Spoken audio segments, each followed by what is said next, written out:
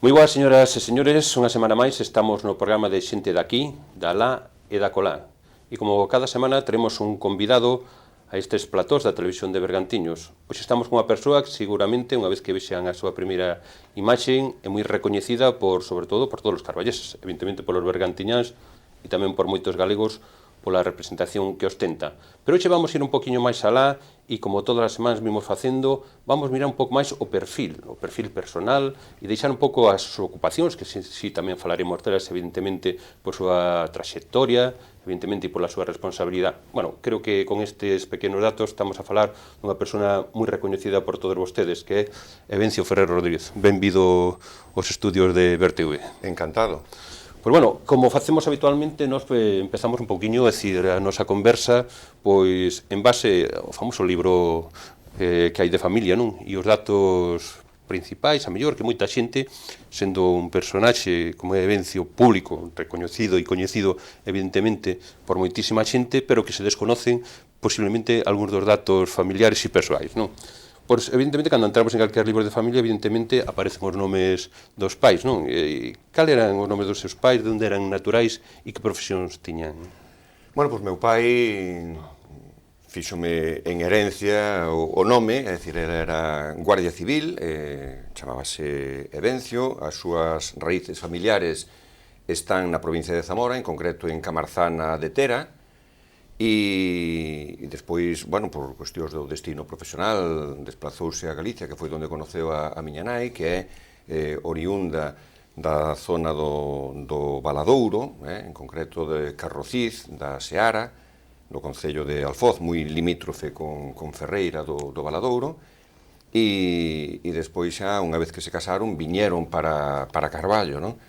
Eu nacín na calle do Muiño, na casa de Marroces, é dicir, bueno, e con esta familia sempre teño un cariño especial, porque, bueno, ele sempre me comenta que me tuveron no colo, bueno, esas situacións de vivencias propias que sempre provocan esa afectividade, non, que un pode ter hacia persoas queridas, non?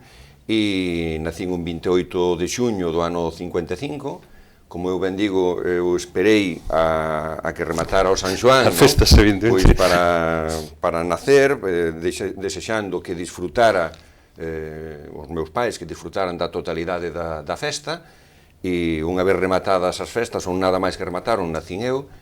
Por lo tanto, bueno, pois creo que encantado de nacer ali na calle do Muiño, unha calle céntrica que nos dá o paso hacia Razo. E depois o San Xoán tamén ten esa connotación especial porque teño unha irmán que é María Ferrero, que naceu no mismo mes do San Xoán, pero antes do San Xoán, co cal as atencións paternas estaban destinadas a miña irmán, que naceu 13 anos despois que a min, e, polo tanto, eu con eses 13 anos no San Xoán do ano de nacemento de miña irmán, que foi o mítico ano 68, pois estuve moi liberado para poder disfrutar tamén de maneira especial, e xa casi como adolescente, do San Xoán, non? É dicir, os carballeses, as datas do San Xoán, nuclean moito a vida personal de cada un de nós, pero sin dúbida ninguna, no meu caso, pois dunha maneira moi especial, non?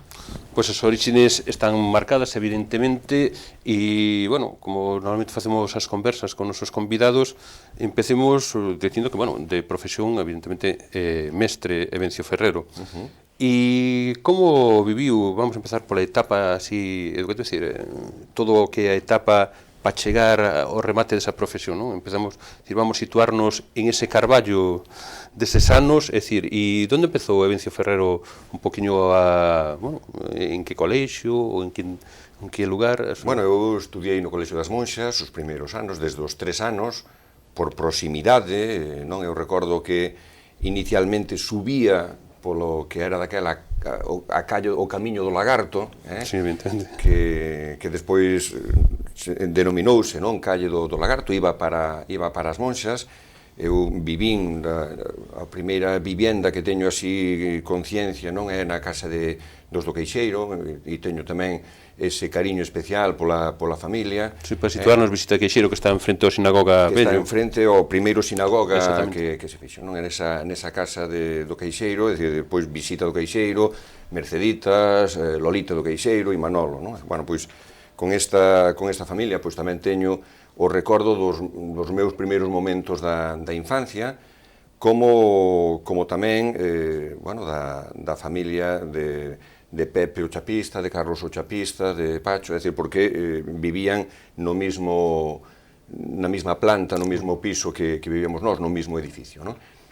Bueno, son os recordos da infancia. Eu desde aí iba a estudiar as monxas, hasta ingreso. Antes había que facer esa proba de ingreso, porque no Colexio das Monxas non se podía estudiar o que era antes o bacharelato, e unha vez que me incorporei ao bacharelato xa crucei todos os meus estudios na Academia Leus, non? Que era deses colexios que, como eu ben digo, entre aspas, sempre deixan pegada, non? Bueno, pois esa pegada que deixa Leus, pois eu valoro de maneira tremendamente positiva, porque ali pasamos a adolescencia e ali, bueno, convivimos moitísimas horas, non? De escolarización con un montón de compañeiros, dos cales, aínda con moitos deles, sigo sendo moi amigos. É dicir, o réximen horario na Leus en aquel momento, e que eu recorde, era desde as 9 da mañán hasta 1:20 da tarde, pero tiñamos clase de filosofía con José Regueira, que traballaba na fábrica de Fraga, e depois, como traballaba hasta unha, chegaba sobre a 1:10, 1:15, e non salíamos hasta as 2, hasta as 2 menos 10 aproximadamente. Ás 3 volvíamos a ter que estar en clase, era hasta as 7 menos 10 da tarde, pero como na Leus sempre había castigados, e estabas castigado hasta nuevo aviso, pois prácticamente todos salíamos ás 9 da noite, non? Bueno, como, é dicir, desde as 9 da mañán hasta as 9 da noite, con unha hora escasa para comer, pois evidentemente algo tiña que salir daquela xeneración. Entonces, bueno, pois eu creo que foi así, das primeiras xeneracións que nos incorporamos de xeito, non digo masivo, pero de xeito moi significado á universidade, non? Que, facendo un pequeno chiste, sería a primeira xornada única que hubo na historia da educación, non? Porque xa non daba nin partida nin nada. Esta era xornada continuada. Por eso, digo, única que empezaba unha hora e remataba outra. Pero, bueno, despois, evidentemente, de estar na Leus, pois, evidentemente, Avencio Ferrero decide tomar outro rumbo e coller uns estudios determinados para rematar ca súa profesión, non? Sí, bueno, foi un pouco casualidade, non? Desde logo, nos tempos en que o remato COU, pois non había os filtros universitarios que hai agora, non había ningunha proba de selectividade, o acceso era libre a calquer carreira universitaria. As circunstancias familiares, bueno, pois tamén non facían posible que un puidera estudiar calquer cousa, e, bueno, pois por diversos motivos escollín magisterio, fixen magisterio en Coruña, viaxando todos os días, non? Cando o transporte público posibilitaba eso, non? Famosos trolebuses. Claro, na liña Coruña-Carballo, cando aínda bueno, eu tuve que superar obras importantes na carretera, e a carretera era infernal, bueno, con un trazado prácticamente igual que o actual, pero con un firme moi deteriorado, con moitísima intensidade de tráfico, sin ningún desdoblamento de ningún carril, pois superando Arteixo. Bueno, levaba o seu tempo chegar a Coruña, pero un grupiño de personas facíamos estes estudios de magisterio desplazándonos todos os días, non? E en magisterio, pois, tiven a sorte de coñecer a profesores, bueno, que de algún xeito marcan tamén as persoas, non? Pois Manuel Espiña Gamallo, por exemplo, que daba clase de religión e daba as clases en galego, ou Tomás Barros, que daba clase de plástica, de dibuixo, e que era un extraordinario pintor e un humanista, e que despois, incluso cos pasos dos anos, pois un aínda coñeceu máis a súa trayectoria, a súa vida personal, e era unha persona, bueno, pois tremendamente comprometida no seu momento co Partido Galeguista e que tiña unha sensibilidade especial, non? E isto vai conformando pouco a pouco a personalidade de cada un, non? Evidentemente, rematou con éxito os seus estudios de magisterio e despois ven adaptarse ao mundo laboral, non? Como se diría hoxe en día. Cal foi a primeira ocupación como mestre de Vencio Ferrero? Pois a primeira ocupación foi dando unhas... Eu daba clases particulares, en aquel momento, pois, incluso cheguei a dar clases de matemáticas de magisterio, é dicir, a xente que necesitaba algún tipo de apoio ou colaboración, pois eu sempre me prestaba, non? Para ese tipo de axuda, non? Bueno, pero despois, laboralmente, digamos, en nómina, foi volver ao Colexio Leus, non? É dicir, en aquel momento, Manuel García pois daba clase de matemáticas, pero foi cando se puxo en marcha o centro de formación, el pasou a dar clase ao centro de formación, a Academia Leus, non? Pois quedábase sin profesor de matemáticas, eu decía que non quería ir a traballar porque, bueno, quería preparar as oposicións e xa estaba o curso algo iniciado, e o que é sintomático dos tempos nos que nos tocou vivir, non? Bueno, pois a insistencia. Sí, porque estamos a falar do ano... Estamos a falar do curso 75-76, non?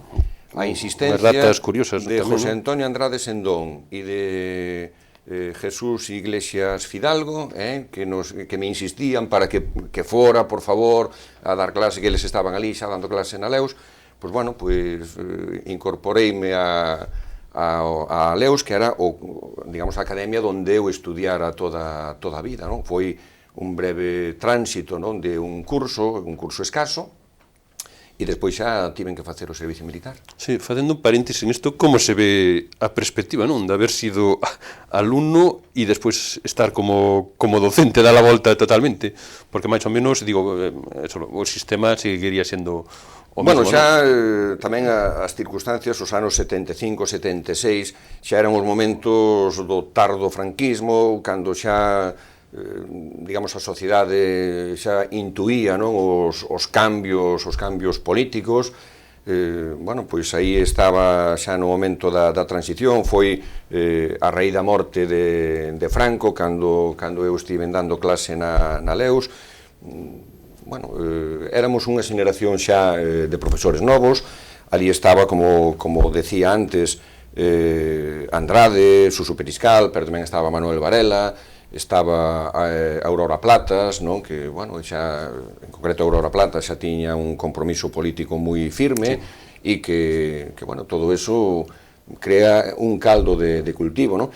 E ao mellor, non sei, eu agora falando con exalumnos daquela época, pois decían que, bueno, que sempre que viña un profesor novo e con mentalidade pedagóxica nova, pois casi o vían como unha liberación, non? Estábamos en esa época de máis represión, de máis dureza, de quizá con esa pedagogía de a letra con sangre entra. Bueno, pois non, eu creo que había que utilizar outras técnicas didácticas, outra metodoloxía, e pouco a pouco, bueno, pois fomos mantendo incluso moi boas relacións, non, co propio alumnado, e eu teño que decir que daquela época, bueno, pois teño bons alumnos, sendo, é dicir, bons amigos, digo, que foron alumnos meus, non?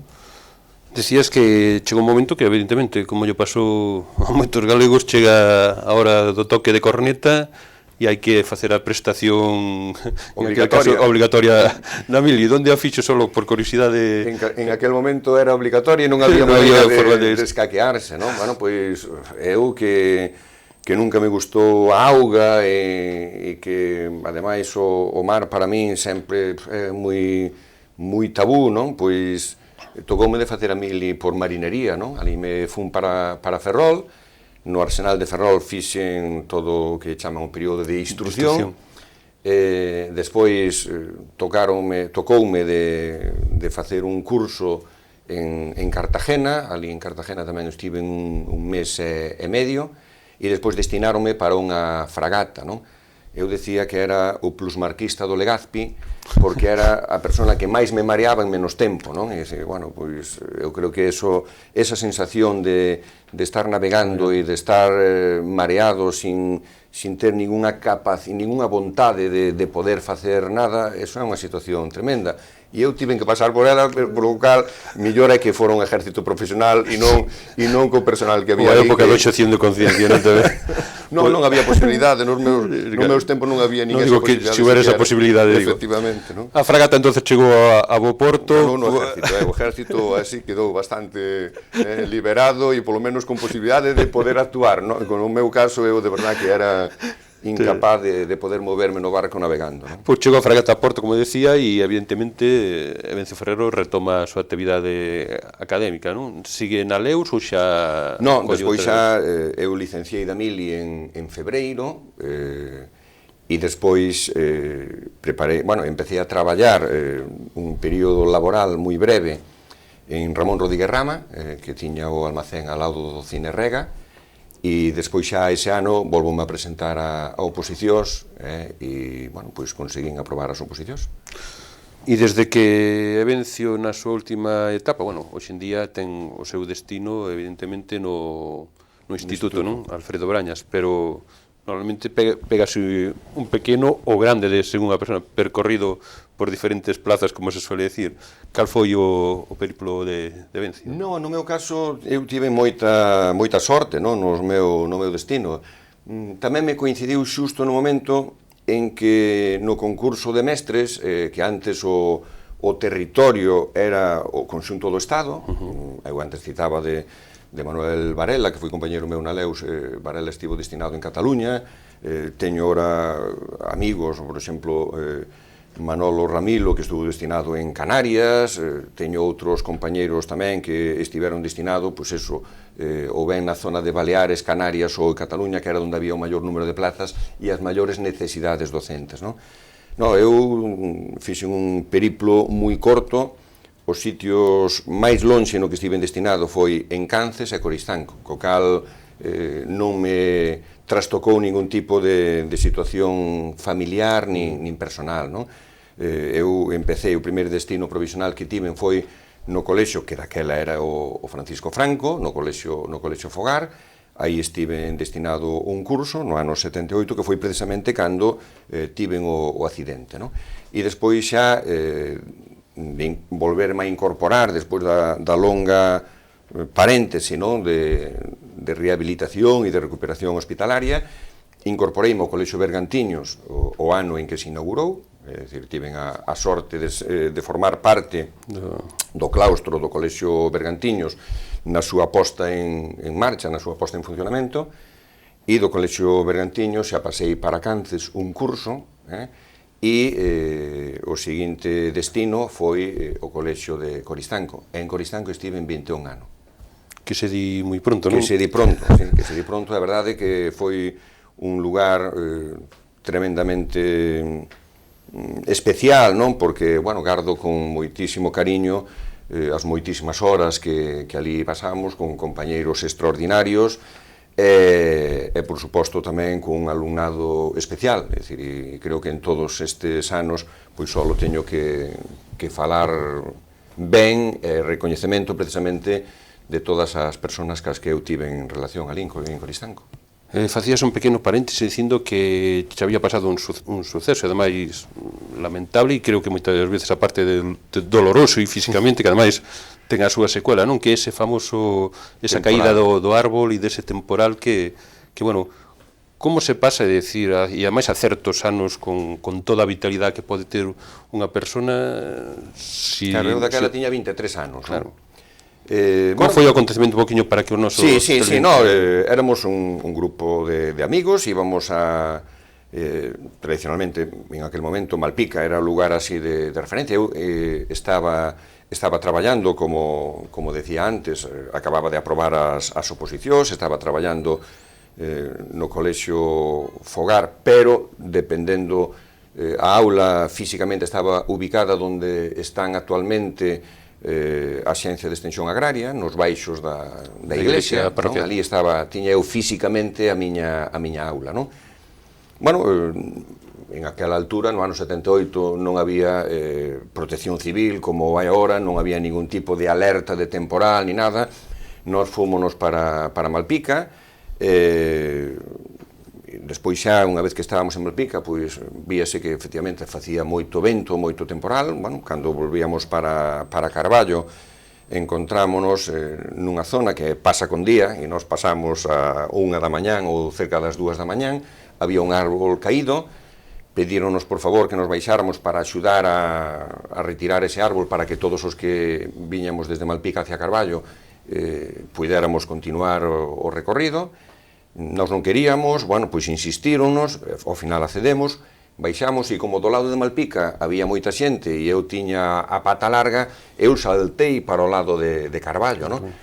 Bueno, pois precisamente dese lado foi onde caeu outro árbol e colleume a columna e tive esa lesión medular que me fixo estar hospitalizado desde esa noite do 10 ao 11 de decembro do 78 hasta o víspera de San Juan, outra vez o San Juan, marcando a miña vida, non? Pois estive hospitalizado hasta o víspera do San Juan do ano 79. E despois ainda tive que ir á rehabilitación todos os días hasta Semana Santa do ano 80. O sea que un lamentable suceso, ademais, con dato histórico tamén podo dicir, non? Que daquela Vencio Ferrero xa tería que haber formado parte da primeira corporación municipal. Sí, bueno, efectivamente as eleccións foron no 79, en concreto creo que o 3 de abril do 79.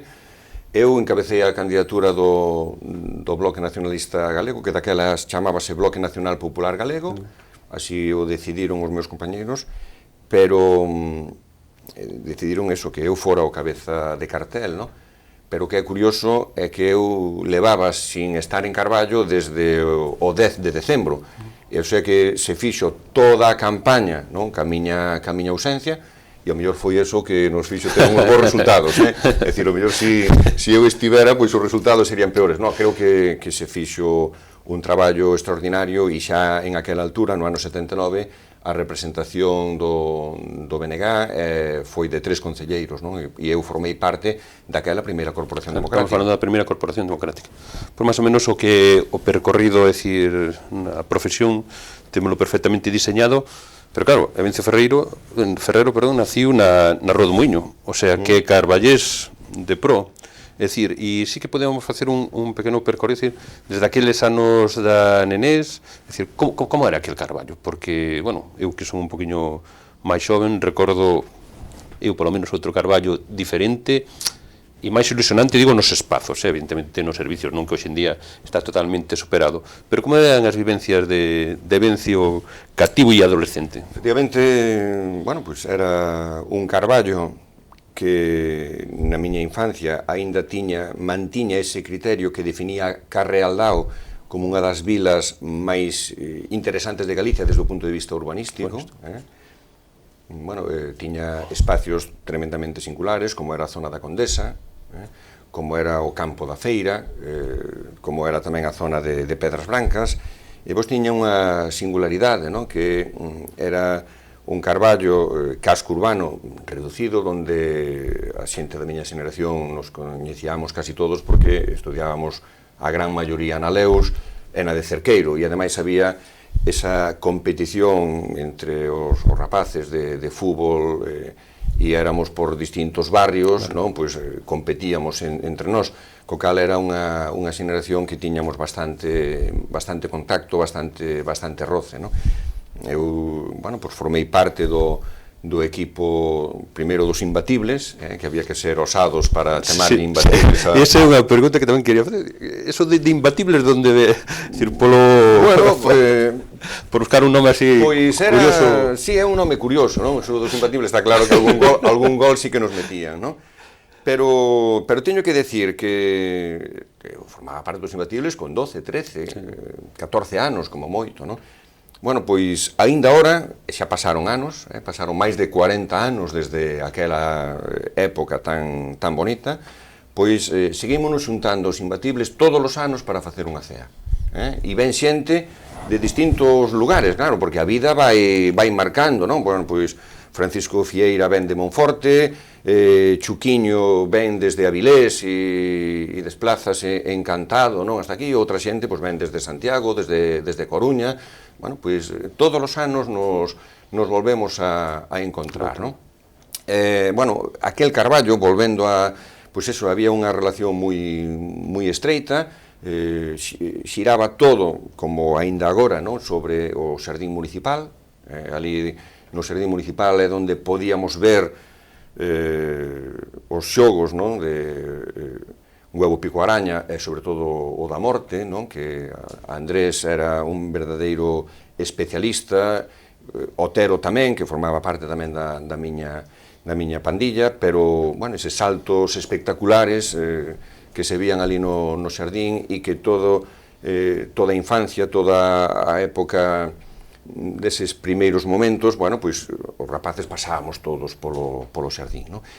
E despois eu gardo tamén un especial recordo das feiras. As feiras en Carballo eran especiais, tiñan, bueno, a capacidade de atraer a multitude de persoas. As feiras empezaban moi cedo e remataban moi tarde, hasta 7 da tarde aínda había actividade, non, por distintos lugares de Carballo, e na feira había, bueno, pois os clásicos vendedores e os personaxes que viñan tradicionalmente ás feiras, desde a Argentina, que era a persona que adivinaba todo, non, e hasta cantares de cegos, hasta o vendedor parlanchín que utilizaba certos reclamos pois para vender os seus produtos.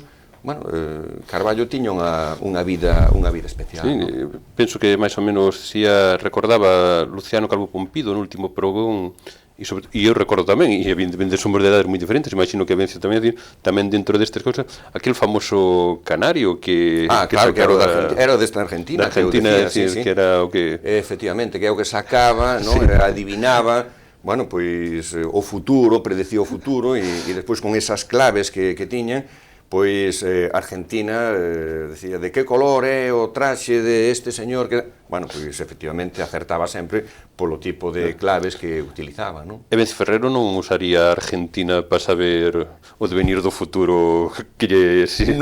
No, a verdad que o futuro ás veces é absolutamente imprevisible e ben marcado por moitas circunstancias, e un vai sendo un pouco consecuencia de todas esas situacións que se viven en cada momento, non? Pois chegamos ao Ecuador máis ou menos do noso programa e evidentemente vamos repasar aquí.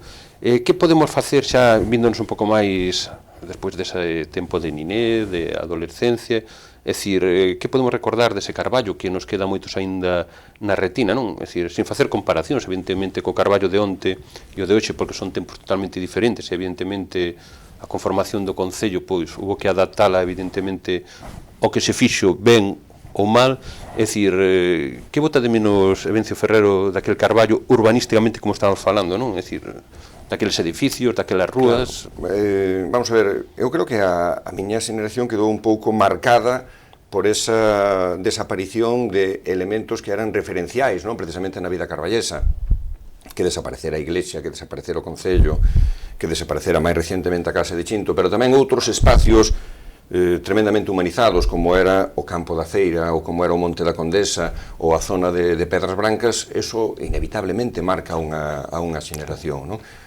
E Carballo pasou de ser, o que decíamos antes, que definía Carrealdao, ese lugar atractivo e tal, pois a darlle a espalda pois completamente ao río, destruir eses valores, facer unha nova arquitectura de aluvión cando se viu que o único que se fixo foi destruir determinados espacios e non aportar ningún valor engadido a ningún outro. O caso moi paradigmático era o barrio do Iglesario, que o único que se fixo foi parcelar e vender tal, que despois eso incluso urbanísticamente, desde o punto de vista da rentabilidade urbanística, pois agora vese que foi un gran erro, non, histórico. Bueno, pois eso foi o Carballo que se heredou, co cal, bueno, pois hai que replantexarse, non, moitas cuestións, porque ese tipo de accións condicionaron as xeracións actuais. E eu espero que as decisións de agora tamén condicionen, pero neste caso para ben, as xeracións futuras. Hai que intentar facer de Carballo un bo lugar para vivir e precisamente, bueno, pues eu creo que últimamente algún paso tímido, porque é moi difícil reorientar todo o que estuvo destruído no seu momento, pero sí que algo hai que intentar facer, non? Evidentemente, nunha conversa personal con Evencio Ferrero hai un tema que non podemos deixar de lado, que é o político. Como chega Evencio Ferrero á política, da man de quen, por que motivo? É dicir, porque todo ten un comenzo, non? Sí, os comenzos hai que retrotraelos alá ao ano 74, aínda en época da ditadura, finales xa do franquismo. Bueno, pois precisamente en esta situación, pois aquí en Carballo creamos un grupo que se chamou o Grupo Nós, un grupo que estaba participando, non, en actividades no que despois foi o centro social. Ali había un grupo de amigos, non, que compartíamos experiencia. Estaba a familia Fraga, non? Bueno, digo a familia porque era Ramón, Farruco e outras persoas máis. Tamén estaba Aurora Platas, que vivía daquela en Carballo, e outras persoas que foron conformando un determinado grupo, non? Eu anteriormente participara tamén nunha experiencia tremendamente impactante na miña actividade vital, non? Como foi o grupo de teatro Atela. É dicir, que sempre me preocuparon formar parte de algo organizado. Antes, cando se falaba dos imbatibles, xa tiñamos carnés de socios, tiñamos xa, con 12 anos, pois xa tiñamos unha directiva, etc. Que facendo paretes un imbatible, a mí chamoume sempre un dato curioso, non? Lendo en algún lado, é dicir, que Evencio Ferrero xogaba de interior dereito. Sí. Notase que despois cambiamos. No, eu son absolutamente diestro para todo, é dicir, eu a zurda para nada. O que si tiña certa velocidade en aquel momento e era, bueno, pues algo organizador. E entonces, bueno, pues sí, xogaba de interior. Notoso do organizador co que estamos falando agora de...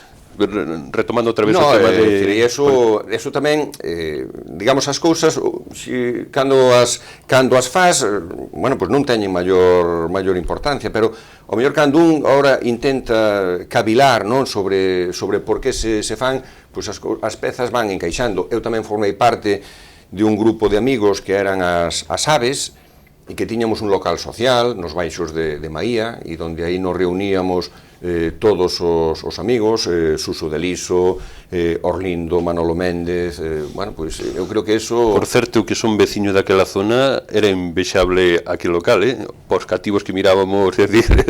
Claro, é dicir, porque, bueno, pero ali tiñamos... época, falo. Claro, tiñamos o noso local de reunións, ali estábamos... Bueno, pois tiñamos xa esa sensibilidade e esa preocupación, non? Francisco Fieira tamén era outro elemento fundamental, non? En ese grupo de amigos que non pasaba de ser eso, non? Pero despois fomos dando pasos. É verdade tamén que o contexto político xeral, non?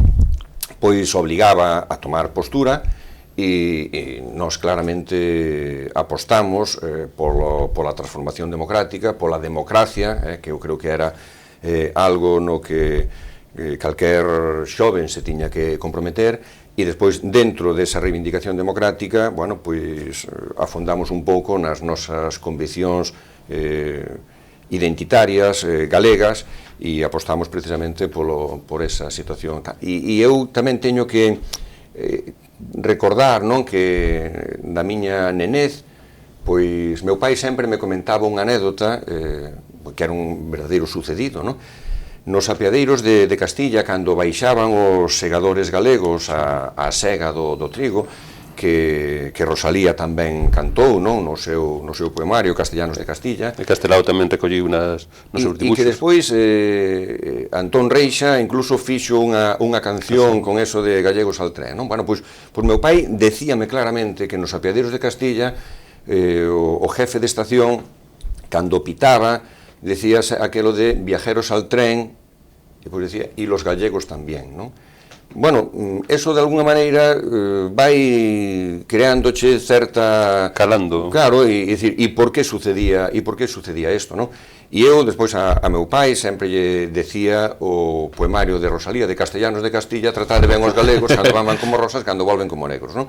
Bueno, pois, e despois, si todo isto se adubía con unha amistade como era Xosé Ramón Fraga ou Farruco Fraga, que tiñan, bueno, pois, os seus contactos universitarios e o nacionalismo estaba xa empezando a organizarse, etc. Bueno, pois eso eclosiona e dá un corpo moito máis formado e máis teórico e ese compromiso militante. Bueno, como intervencio e da man de quen entonces no nacionalismo galego, porque ademais, se eu non estou mal informado, Carballo foi unha plaza forte, podemos decir, dentro deses inicios, non?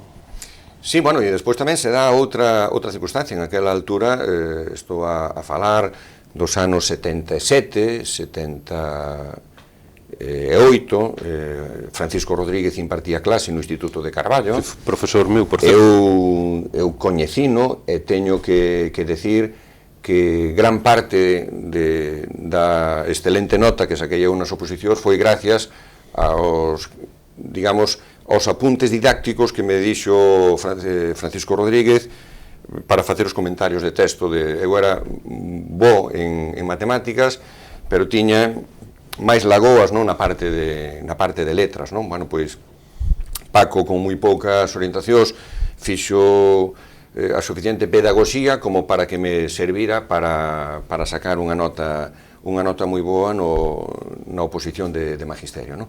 Quero dicir que Paco tamén, a súa estancia por aquí, falábamos con moita frecuencia, pois algo ten que ver tamén con esa formación política que un adquire nos anos 70, non? Como é a vivencia estar, evidentemente, nos primeiros comenzos da militancia activa política, é dicir, na clandestinidade, e pasar, pois, por decir, a liberdade total de poder manifestarse públicamente. Eu lía tamén nun libro, que vos faremos comentarios sobre el, que xa nos seus momentos o Evencio Ferrero e moita xente xa colocaban pasquíns, cartéis en establecementos cando realmente estaba totalmente prohibido e era ilegal colocar esa clase. Como se viven estos anos, e sobre todo unha cousa referencial que é parte da historia tamén, como viviu Evencio Ferrero, é dicir, todo isto da morte de Franco, evidentemente, e un pouco a transición política, non? Bueno, eran momentos tremendamente especiais, non? E eu creo que tamén hai que dicilo, éramos bastante inxenuos, non? É dicir, non tiñamos, digamos, o problema que tivo o galeguismo, o nacionalismo galego, foi que hubo unha ruptura xeneracional. Os exiliados galegos non tiveron oportunidade de exiliarse hacia Portugal, tiveron que exiliarse hacia Sudamérica, Argentina, México, Montevideo, pero menos. Bueno, pois había ese salto insalvable, non? Castelao tivo que estar exiliado en Bos Aires, non?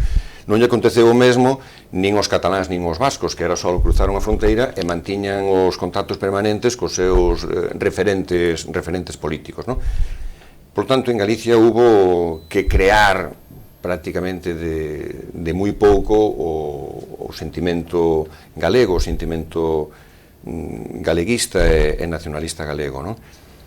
Co cal formamos unha xeneración de xente moi nova e, bueno, pois, cometendo moitos errores, pero sempre con un compromiso moi firme co país, non?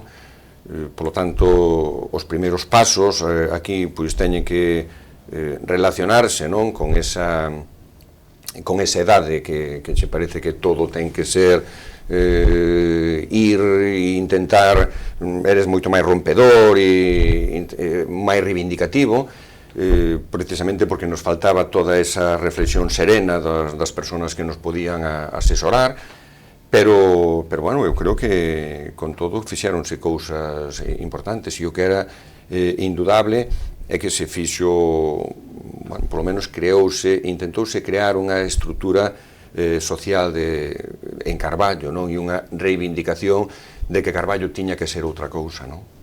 Políticamente, evidentemente, Evencio Ferrero tuvo que vivir moitas cousas curiosas, aparte na propia rúa, pero sobre todo no pleno do Concello, en este caso, cando había os famosos plenos, porque as primeiras corporacións, que se me entenda ben, non quero dicir que foran máis intelectuais, pero sí creo que había outro calado, non? E podemos falar de xente como Doldán en seu momento, sí, doutra perspectiva, Peinador e tal, que tiñan outro discurso máis, se podemos dicir, de fondo, evidentemente, no tema dos representantes nacionalistas, a mellor con corporacións máis actuales que se debate outra serie de cousas, non? É dicir, como se vive esa etapa primeiro de, decir, política da transición xa, depois falaremos das outras, non? Pero sobre todo nun pleno que a mellor unha persoa, no caso de Evencio, que xoven, non? Sí. Evidentemente, e chega e se encontra en ese escenario político. Como se vive esa situación? Eu cando xa me puiden incorporar a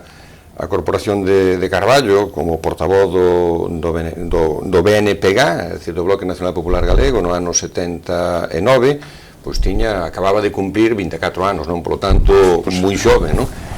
E é verdade que había que crear un estilo, porque era a primeira corporación democrática.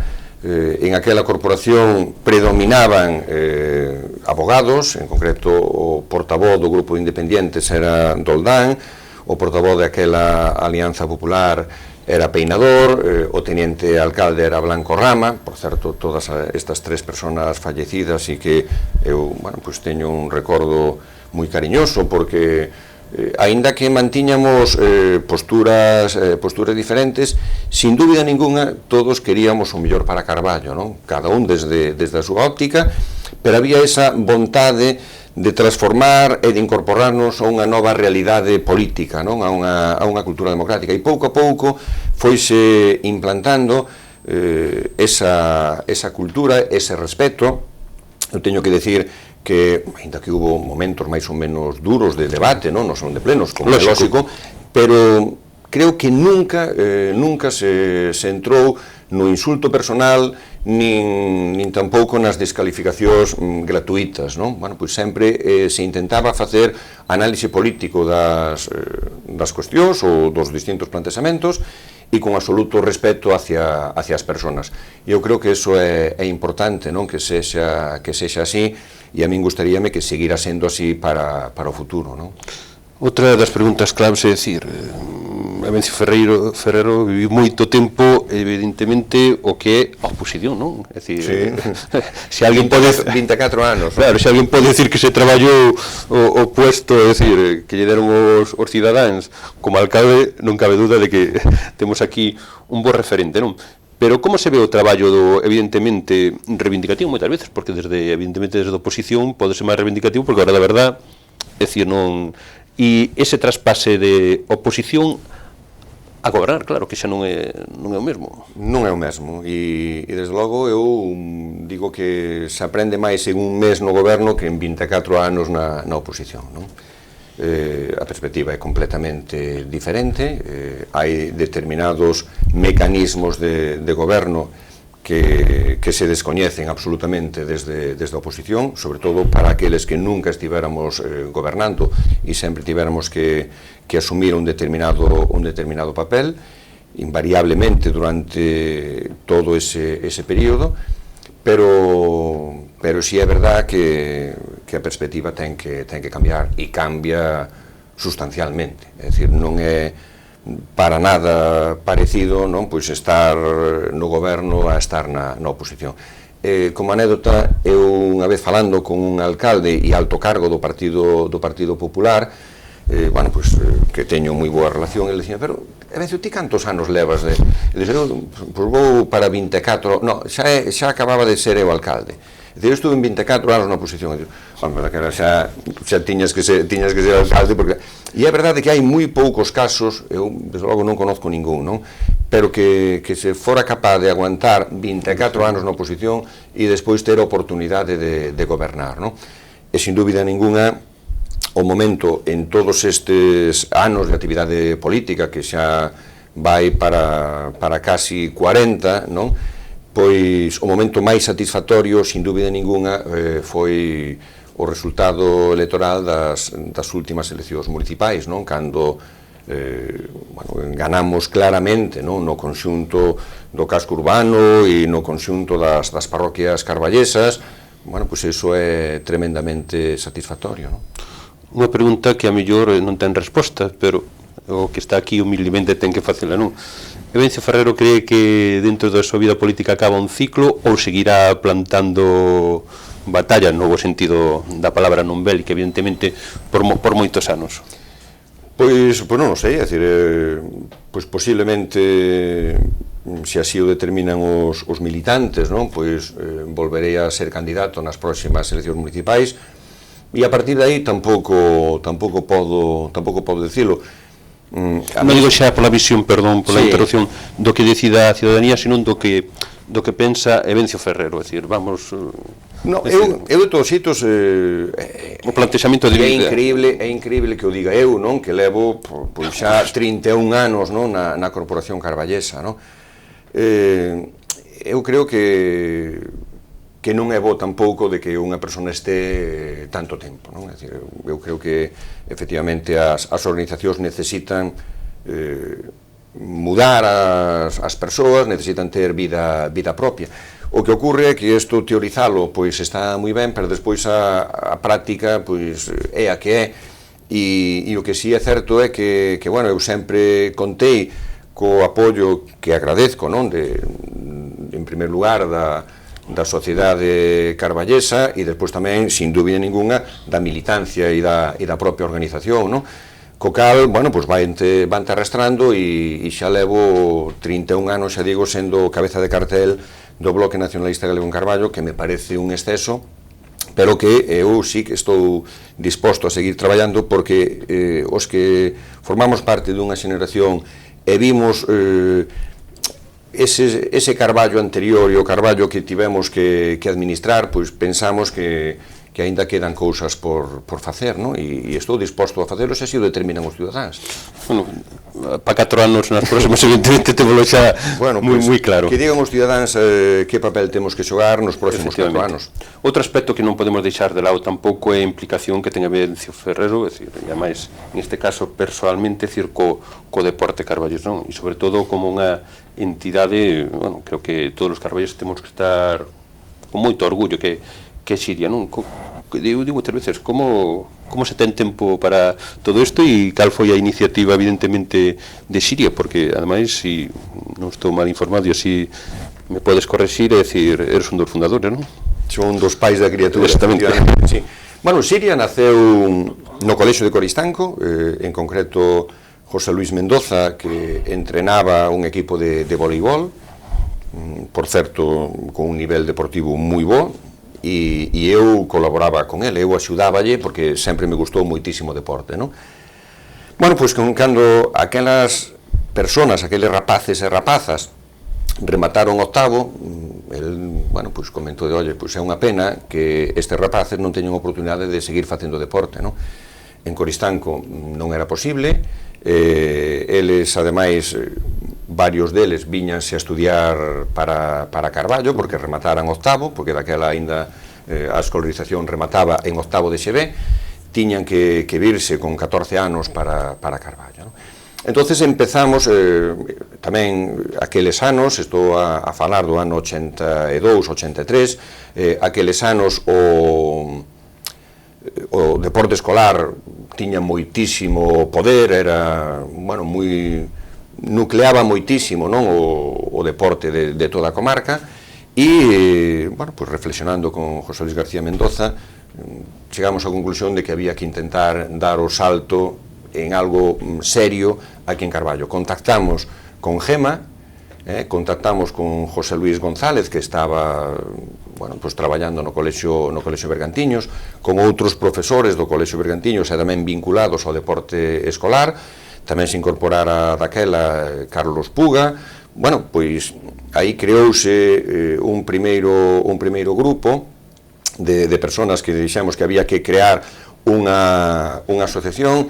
Mendoza, nos comentarios así de pasillos que facíamos ali en Coristanco, tiña a idea de facer un club de voleibol. Eu aí sí que tiven a a perspectiva non de non restringilo a un deporte determinado, senón que fora unha asociación aberta a calquer deporte, que eu creo que foi o gran acerto de Siria, e a partir de aí empezar a organizar e empezar a estruturar. Bueno, pois efectivamente, como pai desa criatura e como socio fundador que fun, pois eu creo que é unha enorme satisfacción pois ver como hai multitude de deportes, multitude de personas que pasaron polas distintas actividades de Siria, e eu creo que o que se conseguiu, e Siria foi o primeiro exemplo, é que Carballo sexa un referente deportivo, pero en canto a organización. É dicir, en Carballo, como en ningún outro sitio, as escolas deportivas son un referente importante, e temos escolas deportivas extraordinarias en fútbol, en balonmano, en baloncesto, pero tamén en hockey a patíns, en natación, porque sí que se crea precisamente sobre un proxecto deportivo e a necesidade de contar non con rapaces formados aquí, e é unha enorme satisfacción pois ahora mesmo ver un equipo como é o de Siria de balonmano de primeira división, que esta temporada pasada tiveron que ir a Canarias a competir, e a totalidade dos rapaces que conformaban esa plantilla son de Carballo. É dicir, pois eso eu creo que encerra perfectamente que hai que formar, hai que educar, hai que crear escola, e hai que decir que Carballo ten unhas potencialidades extraordinarias, non? Na televisión temos un problema. Con Evencio Ferrero creo que podíamos estar falando, pero tempo, porque ademais como carballés de pro e tal, é dicir, teríamos moitas anécdotas, sobre todo en outra clase de actividades, evidentemente que el formou parte, e sobre todo na vida personal, os seus gustos, as súas aficións e todo eso. O tempo na televisión non dá máis, pero eu teño unha pregunta que facer. Eu dentro das cousas que suelo guardar, é un animado que agarro calquer día, hasta me guardan a mí tamén. Hai un libro que son conversas con Evencio Ferrero e do colectivo, editado polo colectivo Máis Alá, non? Eu creo que, ademais, é un libro que é curioso, foi feito antes dunha campaña electoral. Moito do que dixemos hoxe aquí, en este libro, está tamén comentado, e moitas cousas máis, e alguna cousa máis tamén de corte político moi curiosa, pero só unha pregunta, é dicir, quen é o colectivo Máis Alá? É dicir, que sempre nos chamaba a atención, e, bueno, de paso que vas ter a ver, pregúntalle quen editou este libro, porque evidentemente hoxe non está nas librerías.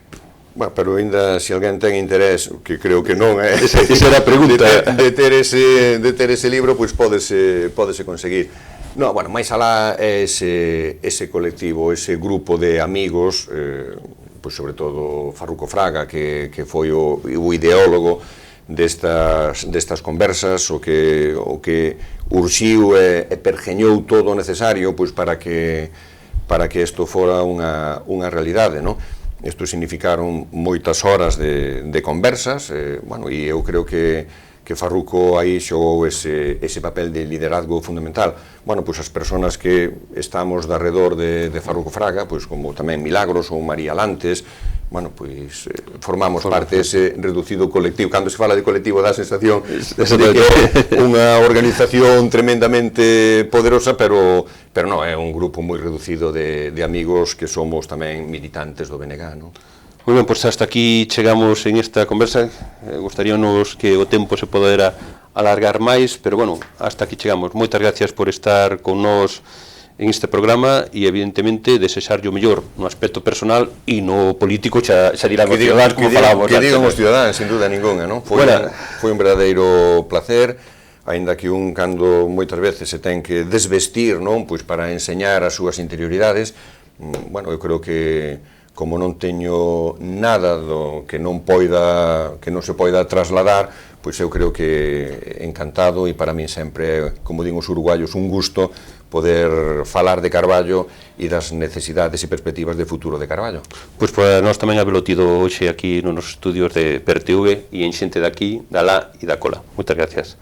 E a todos, señores e señoras, xa saben, é dicir, todas as semanas seguimos con este programa, con xente daqui, da lá e da cola, e para a semana que ven tamén teremos outro convidado, e esperemos que estén tamén na súa televisión, na televisión amiga de ustedes, que é VerTV, na cadena local de televisión para a comarca de Bergantiños. Unha vez máis, darles as gracias por sintonizarnos, por participar en este programa, evidentemente desde os seus fogares, bueno, e convidalos unha vez máis para a semana que ven. Hasta logo.